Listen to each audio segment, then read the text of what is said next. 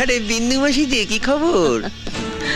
আপনি তো আর এখন বিন্দু মাসির হাতের পান খেতে আসেন না, তাই বাড়ি বয়ে আপনাকে পান খাওয়াতে এলাম।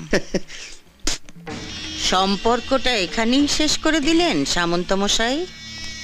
এ তুমি কি বলছো মাসি? তোমার সঙ্গে আমার সম্পর্ক কি আজকের?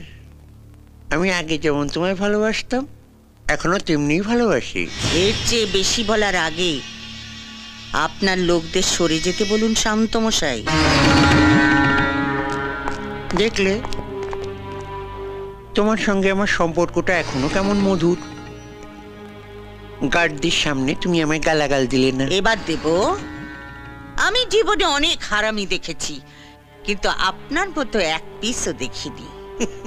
এই যে সাদা ধুতি পাঞ্জাবি পরে মন্ত্রী হয়ে হিল্লি দিল্লি ঘুরে বেড়াচ্ছেন, কার জন্যে? আমার জন্যে, এই বিন্দুবাসীর জন্যে। ভোটের সময় বুথের সামনে বোমা ফেলে ছাপ্পা মেরে আমার ছেলেরা 60% ভোট আপনার পকেটে ঢুকিয়ে দিয়েছিল।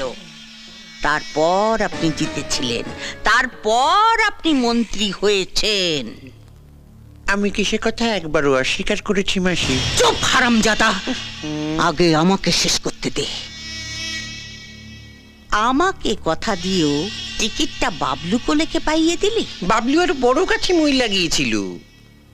পার্টি প্রেসিডেন্ট নিজে ওর নাম প্রস্তাব করেছে। তবে আমিও বলে দিয়েছি, কর্পোরেশনের মেয়র কিন্তু মাসিকেই করতে হবে। গোটা শহরটা হবে তোমার। মেয়রের চেয়ারে বসে লুটে পুটে খাবে। তোর মেয়রের চেয়ারে আমি ইয়ে করি। বিন্দু মাসি কারু ভিক্ষে নেয় না। আপনার পার্টি আমাকে টিকিট দিক বা না দিক, ভোটে আমি দাঁড়াচ্ছি ওই বাবলু কোলের বিপক্ষে। ভোটের এখনো অনেক দেরি আছে, তার আগেই আপনি জানতে পেরে যাবেন কে জিতেছে, ওই বাবলু কোলে না এই বিন্দু মাসি। তারপর দেখ কেমন লাগে। এই চলে আয় সবাই।